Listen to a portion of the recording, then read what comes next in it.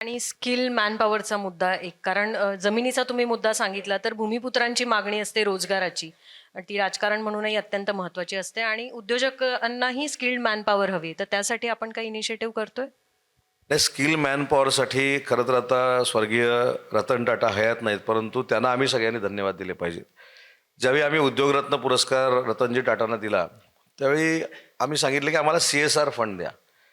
तर ते हसून म्हणाले, ठीक आहे की तुम्हाला किती CSR फंड पाहिजे. तर मी कोकणातून आलेला, त्याच्यामध्ये एवढ्या मोठ्या व्यक्तीसमोर किती फंड मागायचा म्हणून अल्पसंतुष्टपणानं 50 कोटी रुपये मागितला. 50 कोटी आम्हाला तुम्ही द्या. तर त्यावेळी ते म्हणले, ठीक आहे, हम देखते हैं, क्या करने का है, कैसा करने का है. आणि तो विषय आम्ही तिथे थांबवला. पण तुम्हाला सगळी स्टोरी मी सांगत नाही, पण त्यांच्या पुढाकारानं विभागनिहाय रतन टाटा स्किल सेंटर आपण बांधतोय आणि एका स्किल सेंटरला त्यांनी 150 कोटी रुपये CSR आम्हाला दिलेला आहे. असे 750 कोटी रुपये रतन टाटांनी आम्हाला स्किल सेंटरसाठी दिले. ती स्किल सेंटर आता उभी राहत आहेत आणि जी इंडस्ट्री येते त्याला काय नक्की प्रॉडक्ट लागणार आहे ते आम्ही त्या स्किल सेंटरमध्ये तयार करतोय आणि आपोआप त्यांना नोकरी मिळू शकते. आज देशात पहिल्यांदा आम्ही स्किल सेंटर तयार केले, MIDCने देखील विभागणी आहे.